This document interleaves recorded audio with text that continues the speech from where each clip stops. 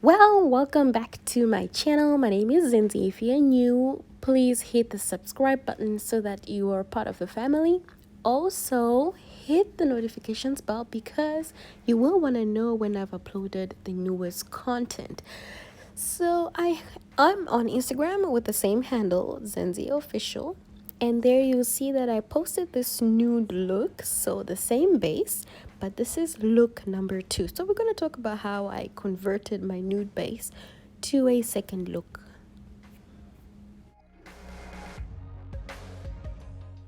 So I picked on Juvia's Place the Zulu palette, and I unknowingly started off under my eyebrows trying to actually match my top. I don't know if you see that. So I was just dipping my brush into the yellow and orange, trying to make that mustard. And that was my base, and I just darkened a little bit just before my eye socket. That's to just have a big contrast against the top of my lid.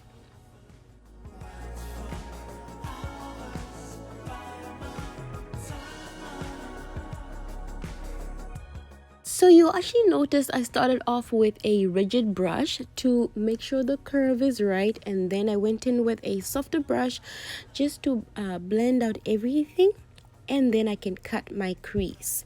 You don't really have to do that. If you can do it in one step, that's up to you. That's still fine.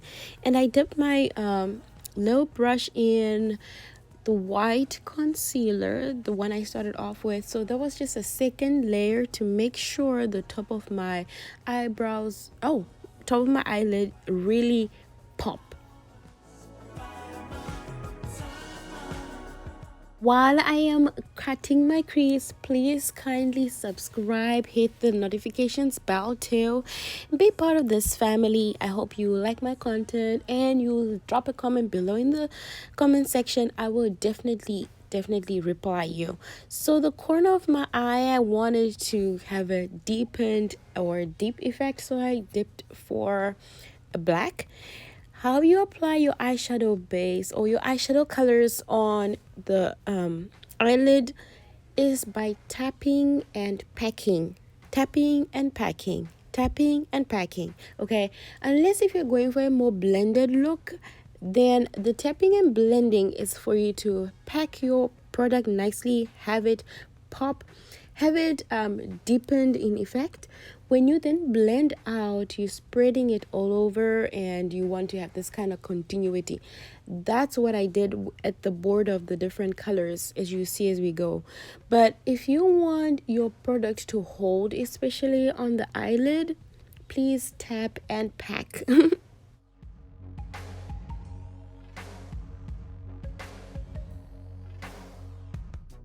One other thing to look out for is the kind of eyeshadow base you use. Some may need to wait a few minutes to dry, and if you're using concealer especially, you might want it to dry, especially if you're going to do a second or third layer. Give it a second to dry, and then you can start applying your eye colors. Sometimes when it's too wet, your product moves or it clumps up on the brush, and you won't be able to transfer your product from the brush onto the eyelid. So remember that. Anyway, as I go on with packing and tapping, only at the border was I blending.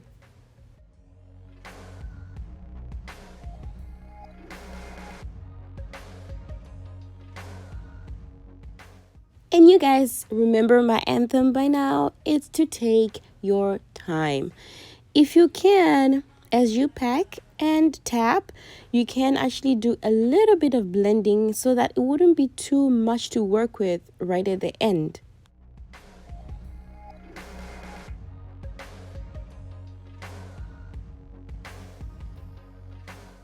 Just to explain a little bit on the colors, I had a burning firewood log or something in my mind.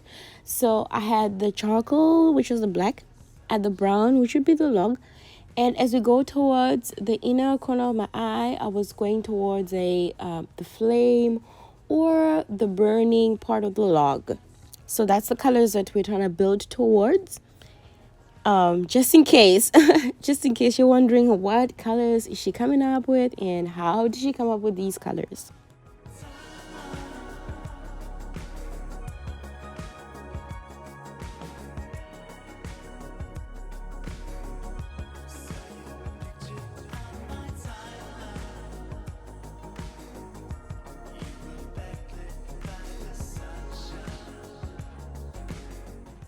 This could actually be a good thing to do, especially for content creators. Sometimes we don't have time to do two different looks in one, like in two different sittings.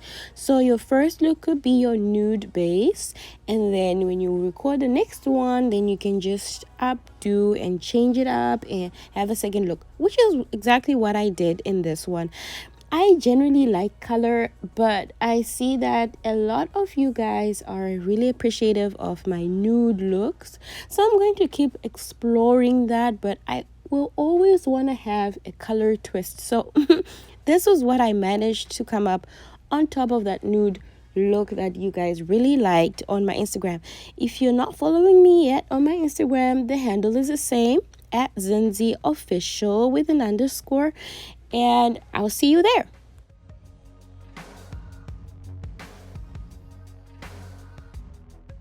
Yeah, so this is about how I finished off my eyelid look and converted my nude to a totally different look. I hope you guys like it so far, and this part was just cleaning off the ends of my eye. I hardly do this, but when I do, I see the effect is like this clean feline command on my eyes. So if you like that, then you might want to do that. I will advise you though, this is a bad habit of mine. Always draw your angled brush or your concealer brush outward or going up and out of your face rather than dragging it down. It's so bad. I do it right on the one eye, but I do it totally wrong on the other side. So don't follow what I did. I guess it's just easier for me because I'm right-handed, but you should really try to draw your brush up and away so that your concealer drags away, pulls up your face rather than pulling it down.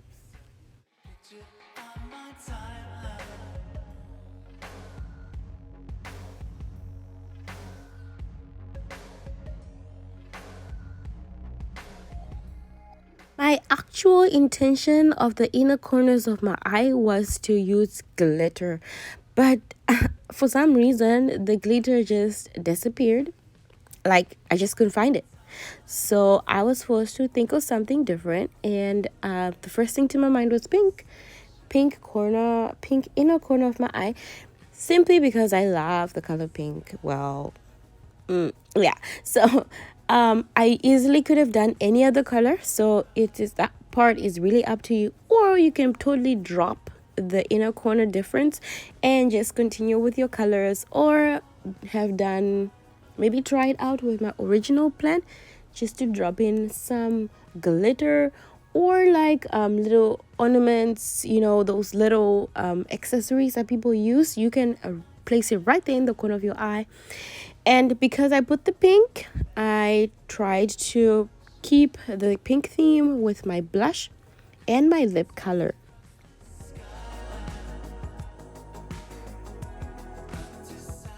And I went off camera to wear my Lily lashes. Guys, these lashes are bomb.com. Why I say this is because I did not use any eyeliner on my lashes. I mean, on my eyes on this look.